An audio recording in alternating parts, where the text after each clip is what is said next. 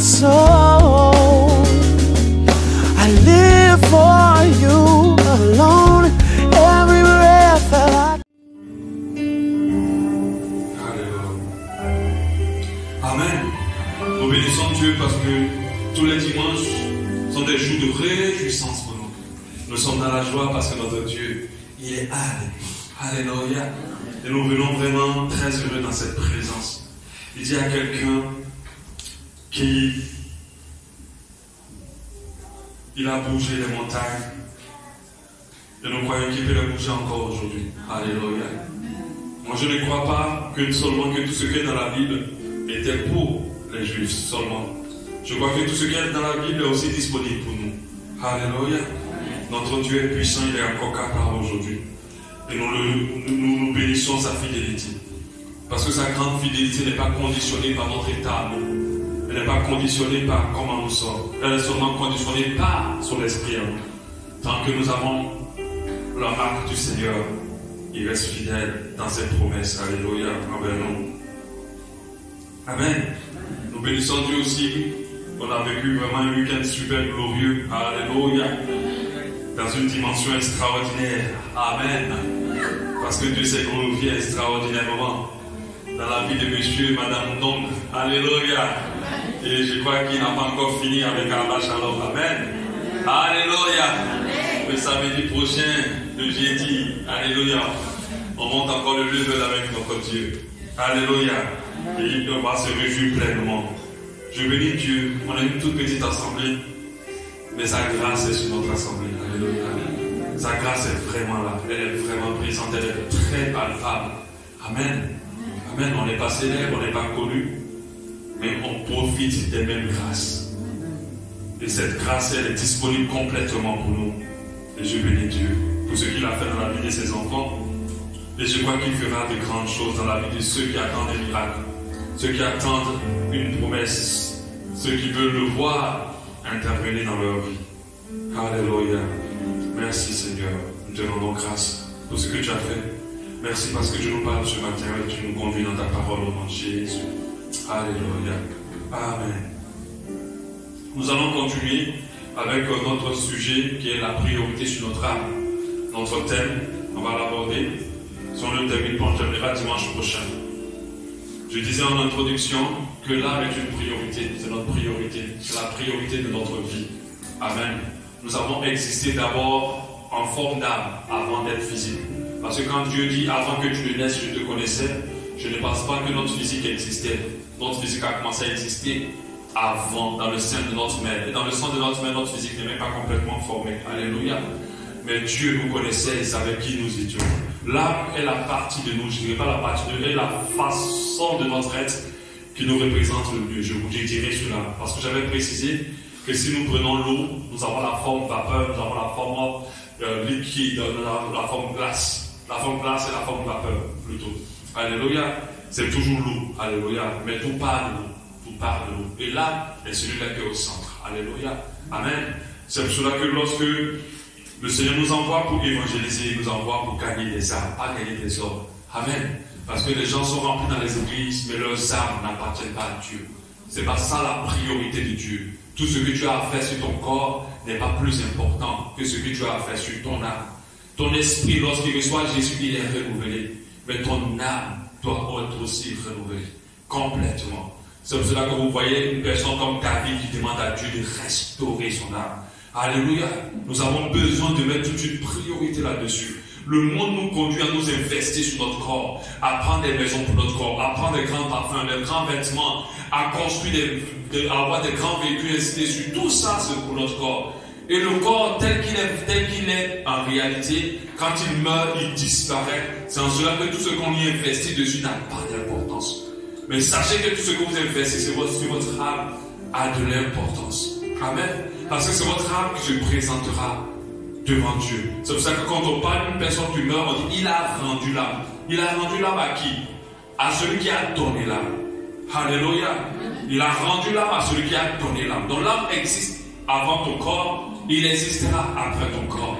Et nous avons compris dans l'ordre divin qu'il faut accorder la priorité à ce qui dure le plus. ce qui va exister le plus dans notre vie. Notre corps partira, notre corps est éphémère, notre corps disparaîtra. Le monde y investit tout dessus, en se disant après ça, il n'y a plus rien. Mais nous savons que c'est faux. Nous savons que c'est faux. Rien que seulement que, avec les expériences que les gens ont vécues, nous savons qu'il y a une vie après cette vie-là. Mais en plus de ça, nous avons la parole de Dieu qui nous éclaire. Et moi, j'ai fondé toute ma croyance sur ce qui est dans la parole, la Bible. J'y crois fermement. Alléluia. Je crois que ma vie ici n'est qu'un aéroport. Et qu'après ce monde-là, je dois monter dans une embarcation après cette vie. C'est-à-dire dans l'avion qui va m'emmener auprès du Seigneur, du Roi. Alléluia. Pour vivre dans la nouvelle Jérusalem. C'est pour ça que nous avons compris qu'il faut accorder de l'importance à notre âme. Il faut nous investir. Je disais la dernière fois, si tu veux être toi-même, tu vas souffrir. Tu dois être comme Christ. Si tu veux être toi-même, tu vas souffrir. Parce que le monde nous encourage à affirmer notre personnalité. C'est bien. Mais la personnalité que tu dois affirmer, c'est la personnalité de Christ. Pas ta personnalité. Tu dois laisser ton âme être façonnée. Le monde a fait que notre âme a été bousculée de toutes parts. Nous avons compris que même la grâce de Dieu sur notre vie est conditionnée par l'état de notre âme. C'est pour ça que Dieu prend la peine de nous dire, garde ton cœur plus que toute autre chose, car c'est de là vient la source, les sources de la vie. Nous devons comprendre que le cœur est au-dessus de tout. Amen. Ne serait pas distrait, on va continuer. Nous devons comprendre que notre cœur est une porte à notre âme. Est une porte à notre âme. Si notre cœur est atteint, notre âme est touchée. Beaucoup de personnes se laissent emporter. Beaucoup de personnes laissent leurs sentiments et tout ce qui ressent de négatif s'exprimer en eux. La Bible dit l'homme bon tire les bonnes choses de son bon trésor. Et l'homme mauvais tire des mauvaises choses de son mauvais trésor. Nous devons comprendre que tout ce qui nous arrive de bien est emmagasiné en nous. Tout ce qui nous arrive de mal est emmagasiné en nous. Mais malheureusement, l'homme a tendance à plus retenir le mal que le bien. La preuve, tu feras du bien à quelqu'un des années, mais il suffit seulement que tu le fasses mal une seule fois. Cette personne oublie que tu as été bien avant. La preuve, le manque de foi de beaucoup de personnes aujourd'hui, c'est parce qu'ils ne se rappellent jamais plus des choses que Dieu a déjà fait pour eux de bien. Alléluia.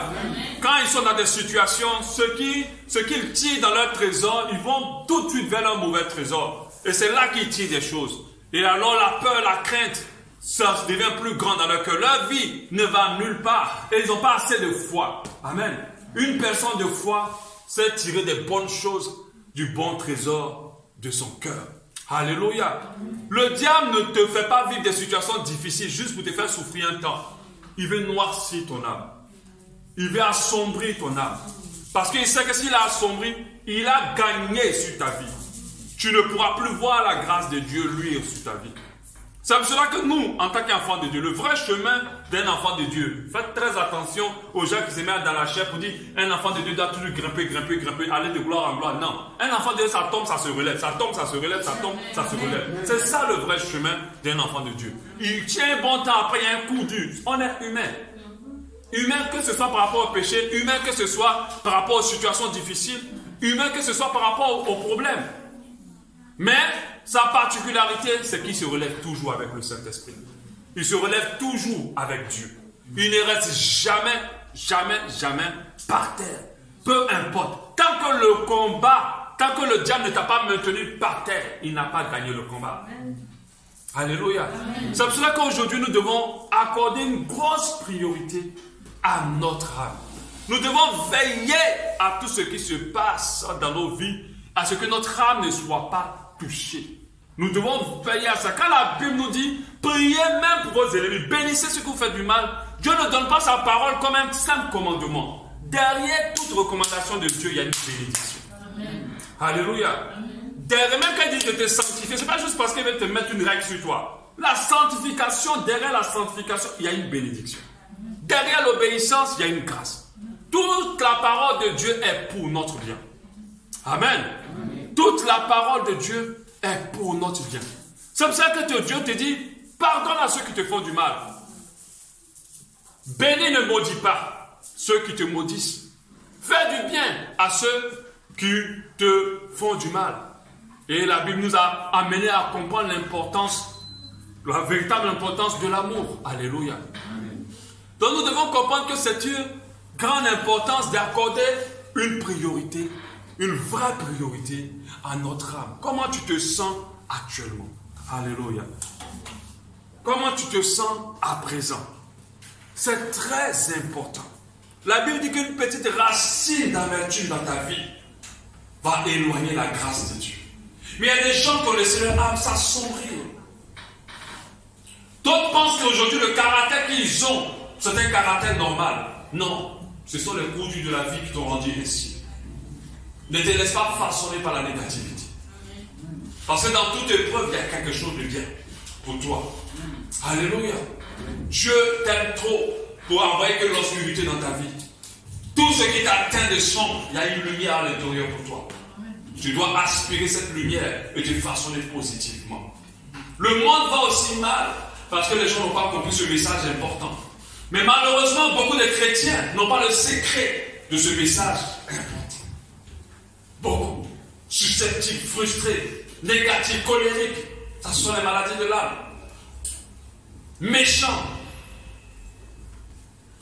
Alléluia. Et tout cela, ce sont les maladies de l'âme. On avait parlé de comment protéger son âme.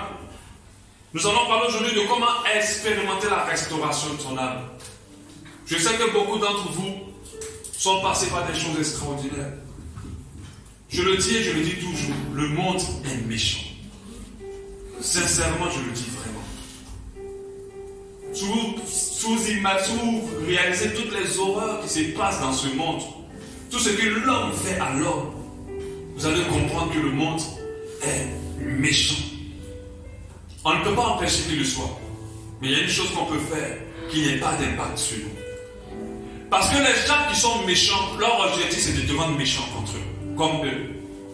Ceux qui sont blessés, leur objectif c'est de te blesser comme eux. Mais quand tu n'as pas compris ce message, tu rentres dans leur jeu. Il faut que ton mauvais trésor se vide complètement. Souviens-toi des bonnes choses. Que ce soit par rapport aux gens même. Moi j'ai appris à faire cela. De fois tu as envie de barrer quelqu'un dans ta vie, tu as envie de le voir négatif. Et puis Dieu te rappelle que cette personne un jour a été bonne pour toi. Cette personne un jour a posé un acte bien dans ta vie. Cette personne un jour a été là dans ta destinée. Alors rappelle-toi plus de ça et oublie ce qu'elle fait. Prie pour elle et pardonne tout de suite. Et ton âme va rester pure. Si elle est vraiment méchante, elle va te détruire, alors Dieu te vengera. Et moi je pense qu'il n'y a pas excellent vengeur que Dieu. Quand Dieu prend ta situation, tu auras pitié de cette personne. Alléluia. Que tu sois riche, que tu sois pauvre, que tu sois quoi que ce soit, tu ne peux pas empêcher les blessures de l'âme. Peu importe ton niveau social, même le président, on le frustre. Mais les grands hommes ont su prendre de la hauteur par rapport à toutes ces choses-là. Ça leur permet d'être toujours bons. Sinon, tu vas être toi-même destructeur. Parce que quand le diable assombrit ton âme, tu commences à assombrir aussi l'âme des autres. Tu commences à blesser les autres. Et beaucoup se sont transformés en cela. Au lieu de partager la vie de Christ, ils partagent maintenant la haine du diable. Alléluia. Veille et rassure-toi que ton caractère est celui de Christ. Ce n'est pas le caractère qui a façonné les épreuves de la vie en toi. Alléluia. Comment expérimenter la restauration de ton âme? Tu dois avoir une âme restaurée. J'ai dit, quand ton âme se restaure, toutes les grâces de Dieu se positionnent dans ta vie. La vraie bénédiction, ce n'est pas quelqu'un qui prie pour toi jusqu'à un temps. Ce n'est pas parce que tu as mis une enveloppe de 10 millions dans un trou pour aller chercher un homme de Dieu dans un trou là-bas pour lui donner, puis tu vas être béni. Ce n'est pas ça la bénédiction. Tant que ton âme demeure assombrie, la grâce de Dieu ne peut pas être là. Que tu sois pasteur, que tu sois quel chrétien, la grâce de Dieu ne peut pas lui dans ta vie. Je souhaite que tu prospères à tout égard, comme l'état de ton âme. Dieu pourrait simplement dire, je souhaite que tu prospères à tout égard. Je t'en suis une bonne parole. Mais il a ajouté une condition. Comme l'état de ton âme. Quand tu connais le secret de cette parole-là, tu ne peux pas t'amuser avec ton âme. Tu ne peux pas laisser les gens t'atteindre.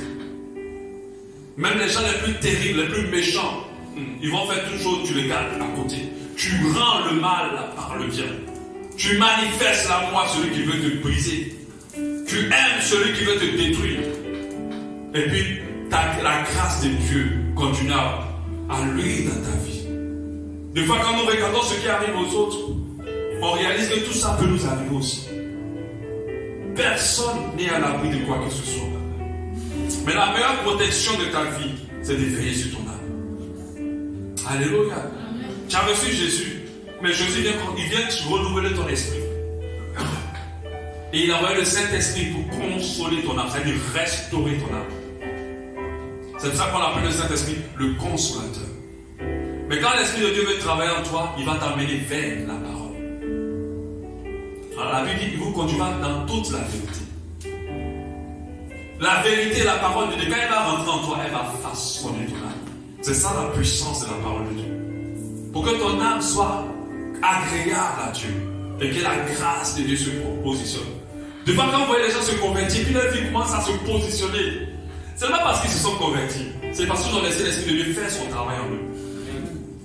Mais beaucoup, jusqu'à aujourd'hui, malgré chrétiens, le Saint-Esprit lutte avec des choses dans leur cœur. Le Saint-Esprit se bat. Ils ont encore des réflexes encore de leur ancien caractère. Leur personne n'est pas totalement renouvelée. L'ancienne personne est encore là. Alléluia. Un titre ne change pas ton âme. Que tu sois pasteur depuis des générations. Moi, je vois des amis pasteurs. Il y a certains que tu vois, ils sont tellement susceptibles. Un homme de Dieu ne peut pas être susceptible. Tu ne peux pas diriger. Les grands dirigeants, même ça, même qu'ils ne sont pas chrétiens, ils savent que quand tu es dirigeant, tu ne peux pas être susceptible. Un leader ne doit pas être susceptible. Il ne doit pas tout essayer de comprendre négativement les actes des autres. Même si les autres font vraiment des actes négatifs, il doit apprendre à les justifier positivement. Parce que quand tu es sensible émotionnellement, tu ne peux pas être un leader. Alléluia. Tu dois regarder les gens. Il a vraiment voulu se foutre de toi. Il a vraiment voulu te briser ou même t'humilier. Et puis toi, tu prends de la hauteur. Tu ne regardes pas. Maintenant, quand tu sens qu'on doit régler, tu l'appelles, tu parles. Et puis tu passes à autre chose. Alléluia. Mais tu ne peux pas rester en train de réfléchir. Tu peux vouloir montrer à la personne qu'elle n'a pas le droit de faire ça. Tu es en train de perdre ton temps. Et la grâce de Dieu va s'éloigner de toi. Alléluia. Dieu ne justifie pas celui qui se justifie. Comment expérimenter la restauration de son âme? Bien sûr, évidemment, la première condition pour l'expérimenter, le premier environnement pour l'expérimenter, c'est la présence du Saint-Esprit. Alléluia. Cherchez là où l'Esprit de Dieu est. Dans votre intimité avec lui, dans les temps de prière, aussi comme ça dans les cultes. Soyez là, écoutez de la louange inspirée. Je n'ai pas dit les cantiques qu'on dit que tu n'es pas à la tête, tu as la queue, mais tu as la queue, tu n'es pas à la queue, tu as la tête. On s'en fout de ces cantiques-là. Alléluia. C'est pas ça que l'Esprit de Dieu va nous transmettre. Si tu n'es pas dans la ligne du retour du Seigneur, du salut, ça ne sert à rien. Peu importe les victoires que tu remporteras dans ce monde. Amen. Le monde cherche à réussir dans ce monde. Nous, on ne doit pas chercher à réussir dans ce monde. On doit chercher Jésus et le royaume des cieux. Et toutes les choses nous seront données par-dessus. Tout. Nous le dit la parole de Dieu. Alléluia. Comme ils disent que je serai béni, ça ne me dit rien. Dis-moi seulement que tu seras béni. Mon Amen va percer le sol. Dis-moi plutôt que tu seras sauvé. Je vais dire Amen de tout mon cœur. Parce que c'est là mon inquiétude. Je n'ai pas raté le ciel. Alléluia. Amen. Donc la présence du Saint-Esprit. Quand nous sommes remplis de l'Esprit de Dieu, il restaure notre âme. Moi, il m'arrive des fois que j'ai des pics comme ça peut faire peut-être des mois, chaque 6 mois, chaque 7 mois qui m'arrive, où je suis dans la présence de Dieu, tu loues, et tu n'as pas envie d'arrêter de louer. Mais pendant que je fais ça, je sens quelque chose me remplit. Le Saint-Esprit part faire les choses. Vous savez que même dans toutes les astuces que je vous ai données pour la restauration de votre âme, ça ne peut pas être parfaitement restauré. C'est l'Esprit de Dieu qui vient maintenant achever la restauration. C'est pour cela qu'il faut favoriser les moments avec lui. Il faut favoriser le temps de prière. Un chrétien qui n'a pas de vie de prière, son âme va être toujours blessée. Il sera plus charnel que spirituel. Et le diable l'aura. Il faut favoriser le temps de prière.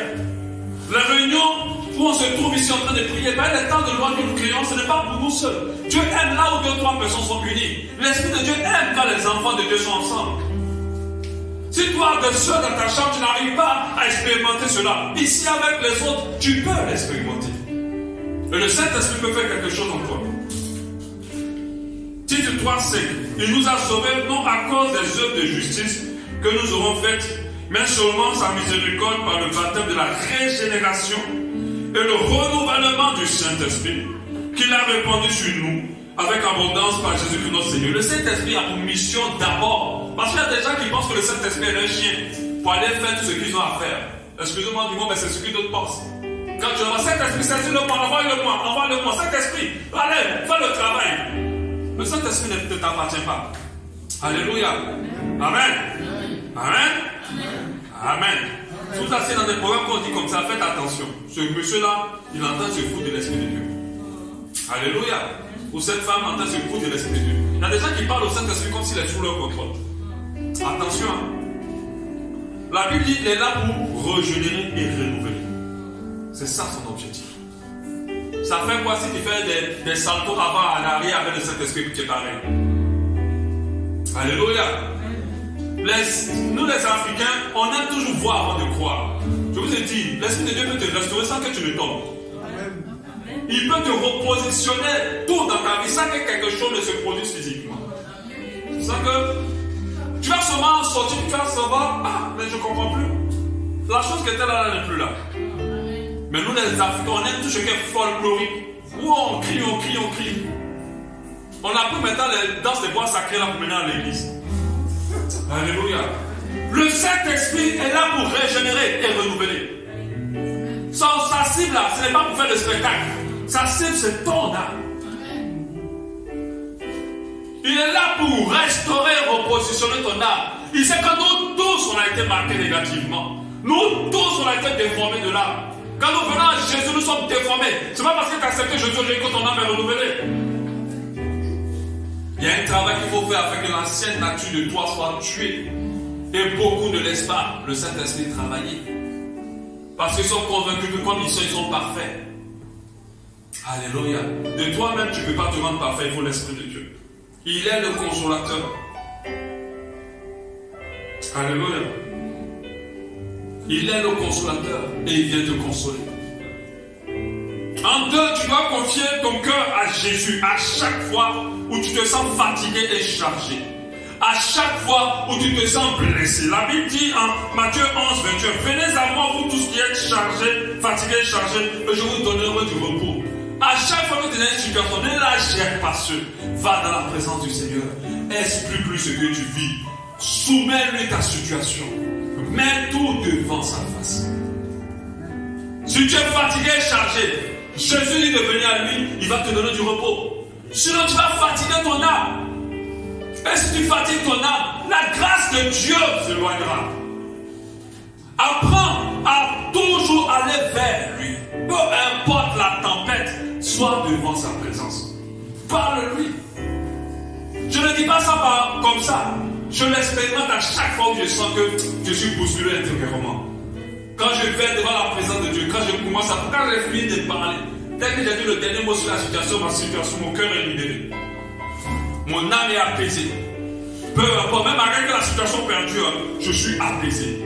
Vous savez, la chose la plus importante, ce n'est pas que la tempête s'arrête, c'est l'état que tu as dans la tempête. Alléluia. C'est l'état que tu as dans la tempête. Amen. Parce que la tempête, on ne connaît pas sa durée. Mais l'état que tu as dans la tempête, là, c'est ça qui est important. Mais cet état-là, c'est le Saint-Esprit qui peut permettre que tu sois calme et serein. Pendant que tout bouge autour de toi. C'est une attitude, c'est un état que l'Esprit de Dieu crée en toi pour te montrer qu'il est déjà à l'œuvre. Mais quand dans la tempête, tu n'es pas encore dans cet état de paix, pendant que Jésus dormait, c'est que toi-même là, tu n'as pas confié les choses comme il faut au Seigneur. Et puis là, tu ne peux pas avoir cette assurance qu'il est en train d'agir. Il dit en Jean 14, 27, je vous laisse la paix. Je vous donne ma paix. Dieu te dit ce matin, je te laisse la paix et je te donne ma paix. Je ne vous la donne pas comme le monde donne. Parce que le monde, on est en paix quand on finit de payer le loyer. Mais ça que le loyer, tu n'as pas encore fini de payer. Le monde ne sont pas encore fini. Le mois prochain, que ça revient. Alléluia. On est en paix quand on finit de manger. On est en paix. Non, ça ne finit pas. Récemment, j'étais là, ah Seigneur, à quand les soucis vont finir? Puis Dieu m'a dit jamais. Amen. Jamais. Tant qu'on est là, souci viendra toujours. Alléluia. C'est pour ça qu'arrêter les églises, on vous blague et qu'on vous fait comprendre que vos soucis sont enlevés. Ça n'existera jamais. Les soucis du monde là, ça sera toujours là. Alléluia. Toujours, ça sera là. Mais, qu'est-ce qu'on fait? C'est comment nous nous sentons. Quand nous avons la paix de Dieu, chaque souci est juste une marche d'escalier pour nous monter encore dans une autre dimension. À chaque fois. Tu ne peux pas changer de dimension sans souci. Amen. Tu ne peux pas changer de cap ou de niveau sans problème. Ça n'existe pas. Avec Dieu, c'est toujours un problème. Et puis après, l'élévation. À condition que tu comprennes que le problème est là pour t'élever. Alléluia. On a vu Joseph, comment sa vie a été. On a vu Jésus, comment il a été élevé. Il est élevé au nom de tout, au-dessus de tout nom. Je vous le donne pas comme le monde vous le donne. Que votre cœur ne se trouble point. Que votre cœur ne se trouble point et ne s'alarme point. Que votre cœur ne se trouble point. Car tu entends ça là. Je suis même en train de te dire que tu auras des problèmes. Enfin, quand les gens lisent le verset, ils ne lisent pas trop bien. Je ne dis pas beaucoup en parabole. Il est en train de dire que tu vas avoir des problèmes. Mais sache que je t'ai laissé ma paix. Et pas comme le monde te le donne. Le monde te donne une paix après qui disparaît à la seconde. Mais moi, ma paix, elle est même là quand ça chauffe. Quand c'est difficile, elle est au-dessus de tout. Donc apprendre à se confier à Jésus. Parlons de ce qui a marqué notre âme, sans avoir honte ni avoir peur d'être jugé.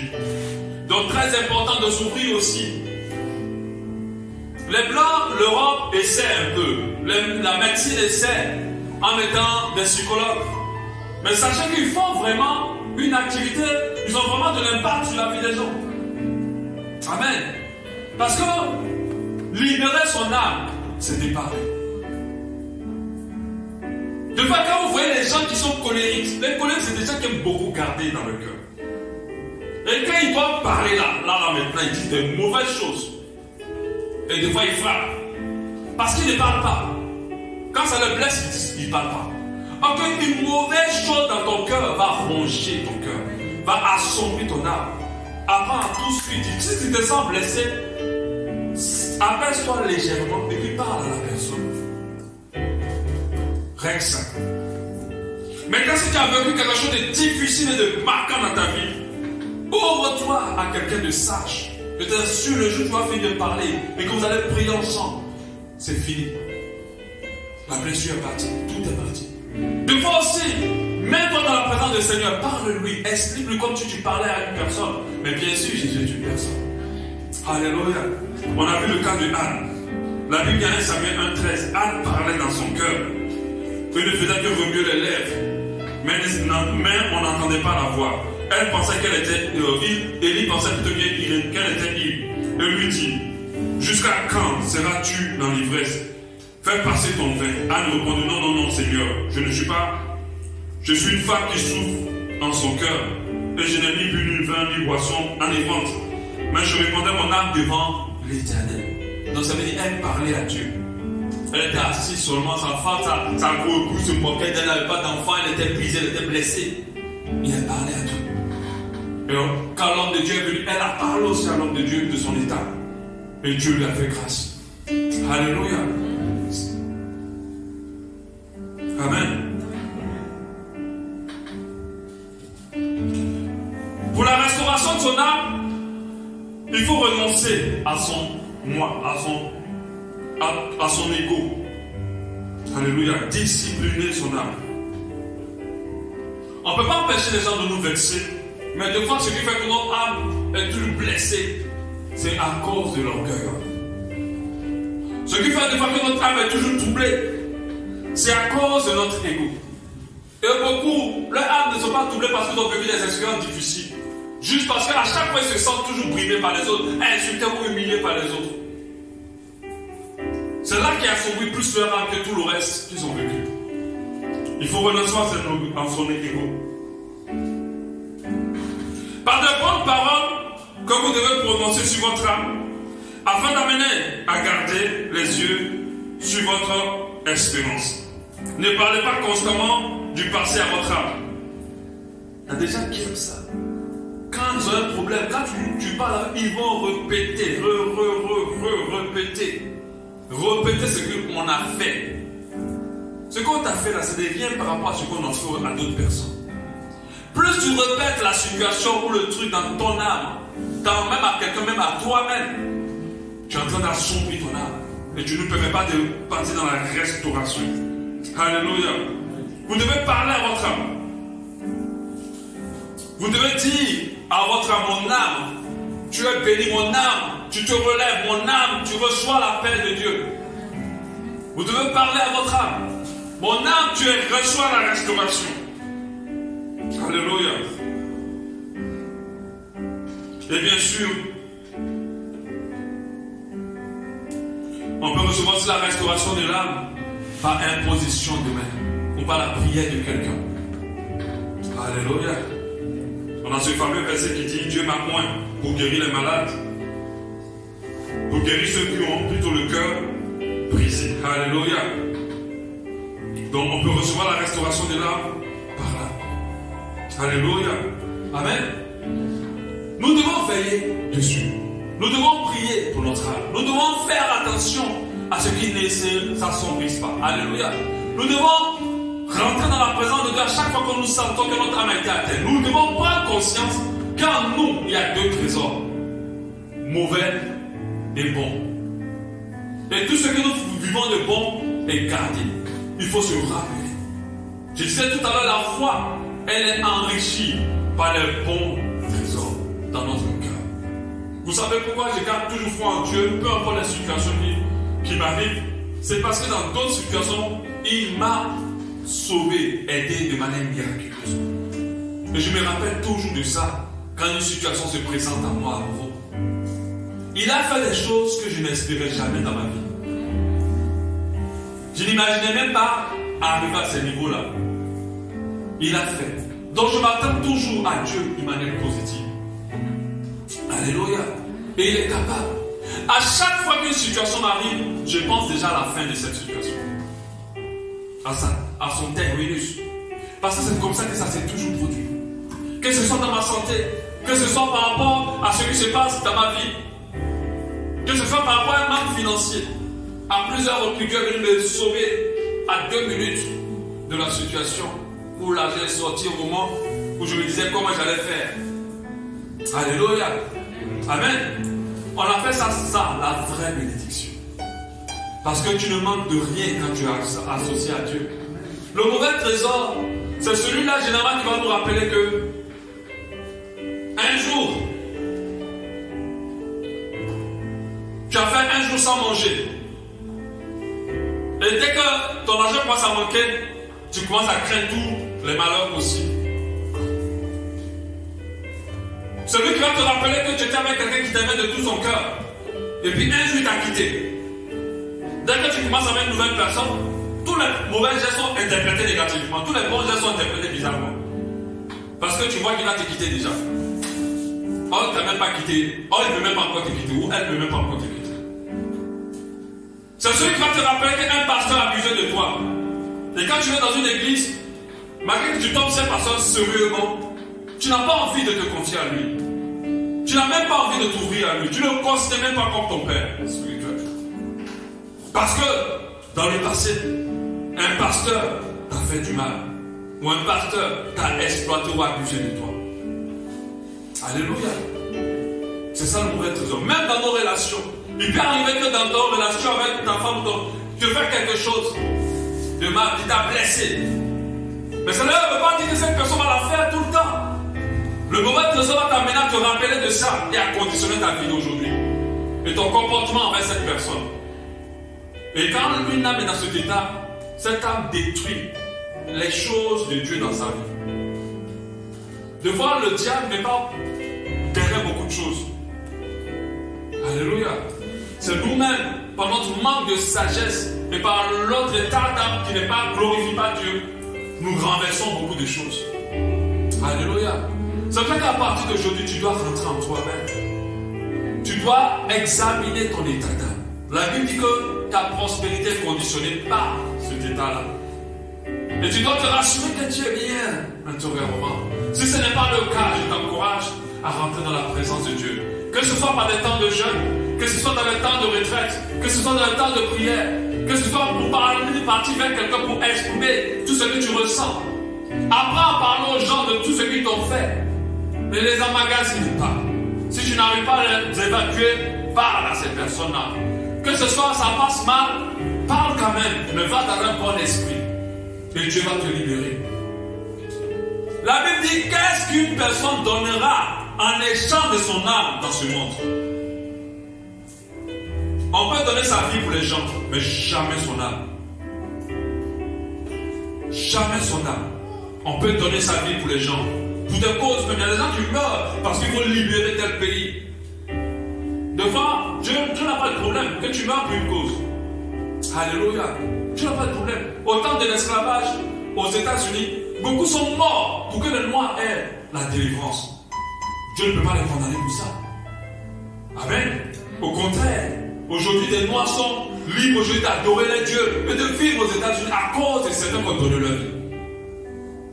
Mais personne ne peut donner son âme pour quiconque.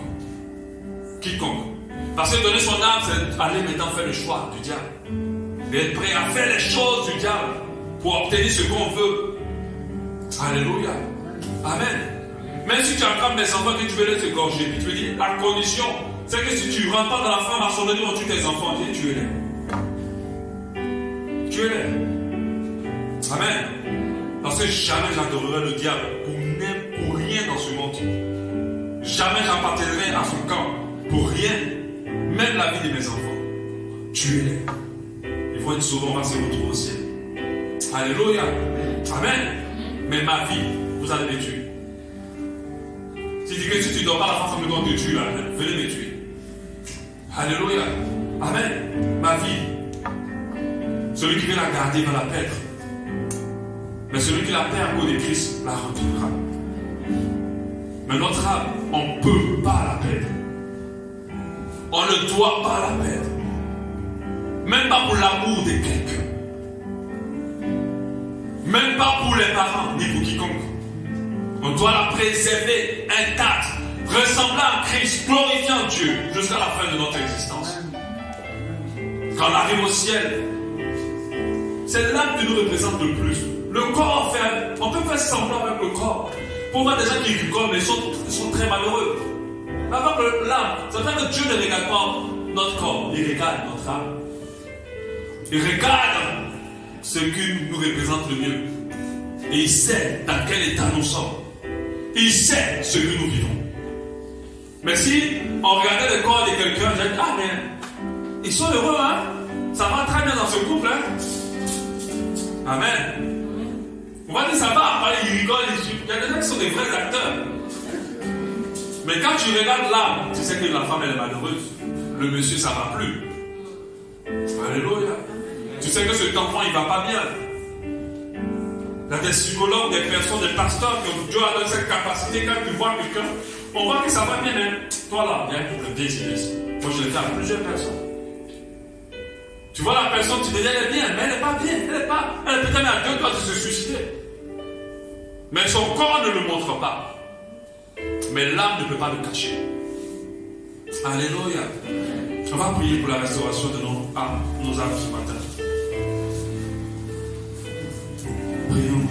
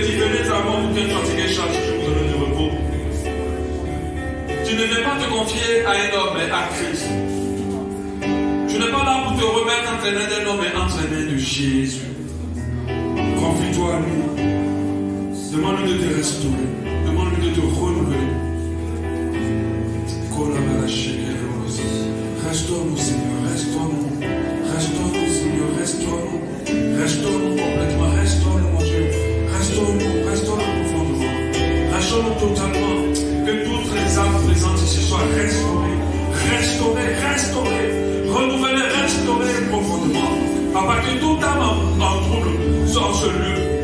Reçois restaurer, reçois ta paix, reçois cette paix, comme personne ne peut leur apporter cela. Oh, reçois cette paix, dans le nom de Jésus. Restaure, restaure, Seigneur. Restaure, restaure, restaure, Seigneur, restaure. Restaure, Seigneur. Restaure, restaure. Guéris les blessures ouvertes. Guéris les plaies ouvertes. Guéris, guéris, mon Dieu, guéris tes enfants. Restaure-les ce matin. Que ta paix qui surpasse toute intelligence soit leur partage dans ce jour. Au nom de Jésus. Qu'elle reçoive maintenant au nom de Jésus. Qu'il soit restauré profondément. Même dans le trouble, même dans la situation difficile. Tu donnes ta paix qui surpasse toute intelligence à tes enfants ce matin, Seigneur. Restaure-les, Seigneur, ce matin.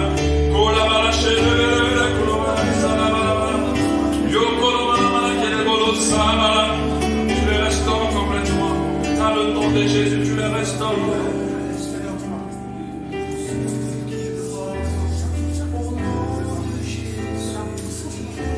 Continue à prier. C'est encore possible. Grâce est disponible. Et même quand c'est paisible, rien n'est impossible. Il y a de l'espoir pour ceux qui croient au nom de Jésus.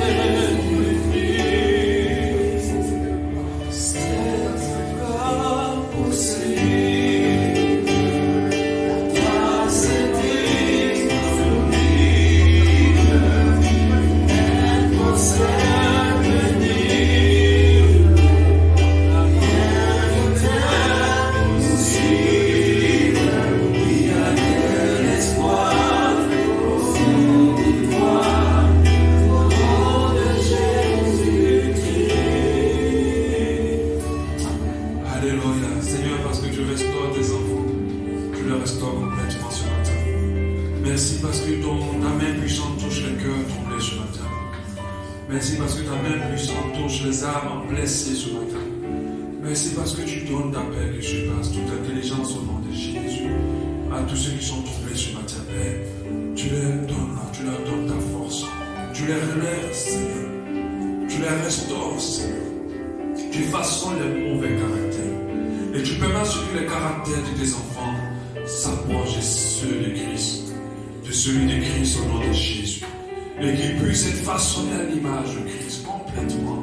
Et que tout ce qui les a marqués négativement dans ce monde perdent de sa puissance dans leur vie, perdent de leur puissance dans leur vie au nom de Jésus.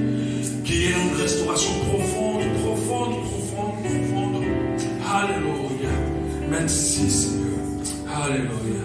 Nous bénissons le Seigneur pour cette parole ce matin. Est-ce que tu peux le remercier pour cette parole?